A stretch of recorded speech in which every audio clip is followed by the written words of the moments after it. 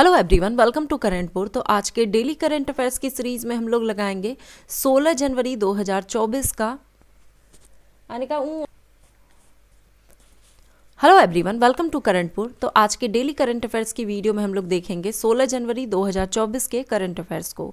Video में and तक बने रहें। वीडियो के एंड में 15 जनवरी 2024 के करंट अफेयर्स का हम लोग रिवीजन करेंगे और ये करंट अफेयर्स आपके आने वाले सभी कॉम्पिटिटिव एग्जाम के लिए काफ़ी हेल्पफुल होने वाले हैं। तो अगर आप चैनल पर नए हैं तो चैनल को सब्सक्राइब जरूर कर लें, बेल आइकन को प्रेस कर लें ताकि वीडियो की नोटिफिकेशन मिलती रहे। तो चलिए स्टार्ट करते हैं आज की वीडियो को। क्वेश्चन है पहला कि स्वास्थ्य मंत्रालय के अनुसार सबसे अधिक आयुष्मान कार्ड निम्नलिखित में से किस राज्य में बनाया गया है? आंसर है ऑप्शन ए, उत्तर प्रदेश में। स्वास्थ्य एवं परिवार कल्याण मंत्रालय के अनुसार आयुष्मान भारत प्रधानमंत्री जन धन आरोग्य योजना ने 30 करोड़ आयुष्मान कार्ड बनाने की सफलता हासिल की है। सबसे अधिक आयुष्मान कार्ड उत्तर प्रदेश में 4.83 करोड़, फिर मध्य प्रदेश 3.78 करोड़ और तीसरे नंबर पर महाराष्ट्र 2.39 करोड़ यहाँ पर बनाए गए हैं। वाइब्रेंट गुजरात समिट 2024 के संबंध में निम्नलिखित कथन में से कौन सा कथन असत्य है? आंसर है इसका ऑप्शन सी, केवल 3। यहाँ पर पूछा गया था कौन सा कथन असत्य है यानी कि गलत है, तो केवल 3 गलत है।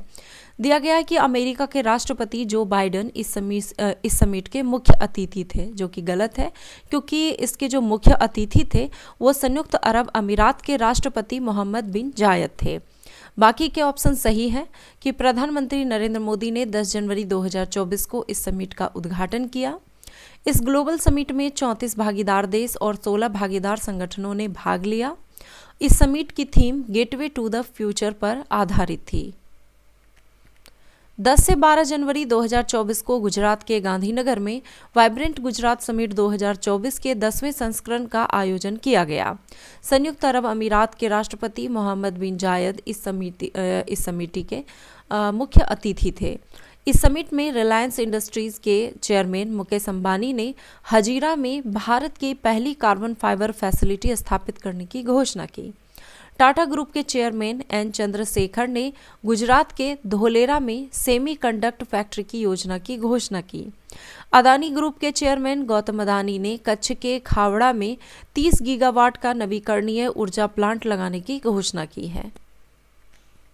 निम्नलिखित में से किसके द्वारा एक वाहन एक फास्टैग पहल का शुभारंभ किया गया?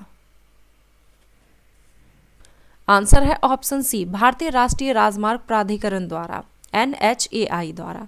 भारतीय राष्ट्रीय राजमार्ग प्राधिकरण NHAI ने इलेक्ट्रॉनिक टोल संग्रह प्रणाली की दक्षता बढ़ाने और टोल प्लाजा पर निर्बाध आवाजाही सुविधा प्रदान करने के लिए एक वाहन एक फास्टैग पहल का शुभारंभ किया है।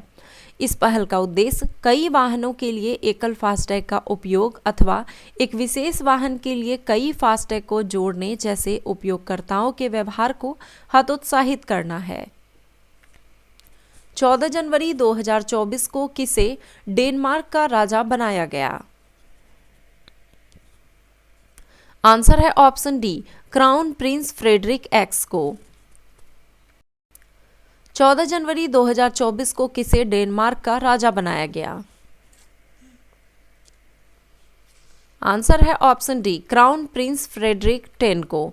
14 जनवरी 2024 को डेनमार्क के प्रधानमंत्री मेटे फ्रेडरिक्सेन ने फ्रेडरिक 10 को डेनमार्क का नया राजा घोषित किया है।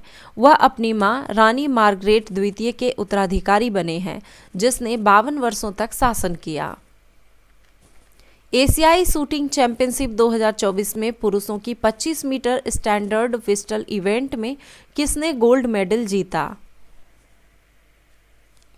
आंसर है ऑप्शन सी, योगेश सिंह ने। भारतीय खिलाड़ी योगेश सिंह ने इंडोनेशिया के जकार्ता में एशियाई शूटिंग चैंपियनशिप 2024 में पुरुषों की 25 मीटर स्टैंडर्ड पिस्टल स्पर्धा में स्वर्ण पदक जीता। 15 जनवरी 2024 को मनाया गया भारतीय सेना दिवस किस थीम के साथ मनाया गया? आंसर है ऑप्शन बी, राष्ट्र की सेवा में। 15 जनवरी 2024 को मनाया गया भारतीय सेना दिवस की थीम राष्ट्र की सेवा में, in service of the nation थी। अंतर्राष्ट्रीय ऊंट उत्सव का आयोजन किस शहर में किया गया? आंसर है ऑप्शन बी, बीकानेर में। अंतर्राष्ट्रीय ऊंट महोत्सव का आयोजन राजस्थान के बीकानेर में 12 जनवरी को शुभारंभ किया गया। इस उत्सव की शुरुआत विश्व प्रसिद्ध हेरिटेज वॉक से की गई। हाल ही में मालदीव के राष्ट्रपति ने कब तक भारतीय सैनिकों को देश छोड़ने के लिए कहा है? आंसर है ऑप्शन ए, 15 मार्च 2024 तक। मालदीव के राष्ट्रपति मोहम्मद मुइज़ू ने हालिया घटनाक्रम में अपने देश से भारतीय सैनिकों को वापस भेजने की समय सीमा तय कर दी है। मालदीव के राष्ट्रपति मोहम्मद मुइज़ू ने भारत को 15 मार्च तक वह अपने सैनिकों को हटाने को कहा है। हाल ही में किस स्थान पर भारत का पहला केंद्र वित्त पोषित गाय अभयारण्य बनाया जा रहा है? आंसर है ऑप्शन ए, मुजफ्फरनगर में। केंद्र सरकार द्वारा उत्तर प्रदेश के मुजफ्फरनगर में गो अभयारण्य का निर्माण किया जा रहा है। मुजफ्फरनगर जिले के पुरकाजी ब्लॉक के अंतर्गत तुगलकपुर कम्हेरा गांव में स्थित इस अभयारण्य को राष्ट्रीय गोकुल मिशन RGM के अंतर्गत 64 करोड़ रुपए के वित्त पोषण द्वारा बनाया जा रहा है। 12 जनवरी 2024 को भारत संयुक्त राज्य अमेरिका व्यापार नीति फोरम TPF की 14वीं मंत्रिमंडल स्तरीय बैठक का आयोजन कहाँ किया गया? आंसर है ऑप्शन ए, नई दिल्ली में। 12 जनवरी 2024 को नई दिल्ली में भारत संयुक्त राज्य अमेरिका व्यापार नीति फोरम की 14वीं मंत्रिमंडल स्तरीय बैठक आयोजित की गई। TPF की स्थापना 2005 में हुई थी। यह व्यापार के क्षेत्र में दोनों देशों के बीच निरंतर वार्ता करने तथा द्विपक्षीय व्यापार और निवेश संबंधों को बढ़ावा देने वाला एक मंच है। भारत के वाणिज्य एवं उद्योग मंत्री पीयूष गोयल तथा अमेरिकी व्यापार प्रतिनिधि राजदूत कैथरीन ताई ने फोरम बैठक की सह अध्यक्षता की। बैठकों में खनिजों, सीमा शुल्क, आपूर्ति श्रृंखला एवं उच्च तकनीक उत्पादों में व्यापार सहित कुल क्षेत्रों में भविष्य की संयुक्त पहल शुरू करने के लिए एक फाउंडेशन बनाने की प्रतिबद्धता जताई गई। मशहूर शायर मुनव्वर राना का 14 जनवरी 2024 में निधन हो गया। वे किस राज्य से संबंधित थे? आंसर है ऑप्शन ए, उत्तर प्रदेश से। मशहूर शायर मुनव्वर राना का 14 जनवरी 2024 को लखनऊ में निधन हो गया। उनका जन्म उत्तर प्रदेश के रायबरेली जिले में हुआ था।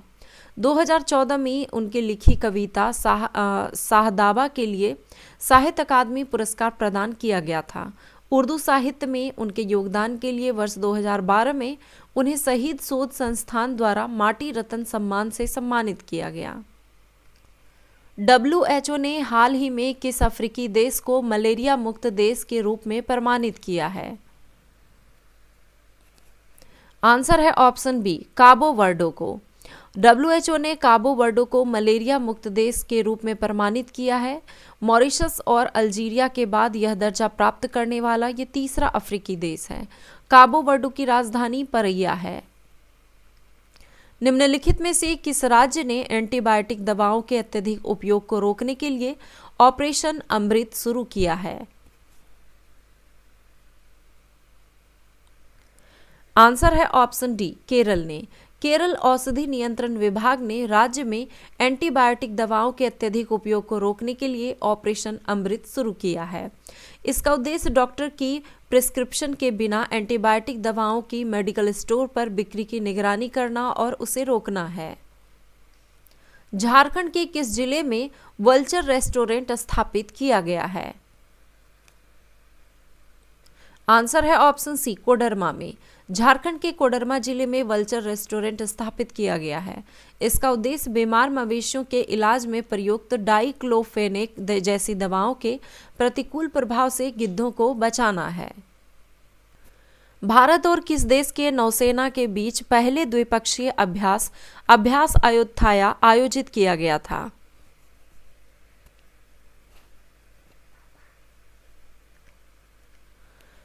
आंसर है इसका ऑप्शन सी, भारत और थाईलैंड के बीच। भारतीय नौसेना और रॉयल थाई नौसेना के बीच पहला द्विपक्षीय समुद्री अभ्यास 20 से 23 दिसंबर 2023 तक आयोजित किया गया था।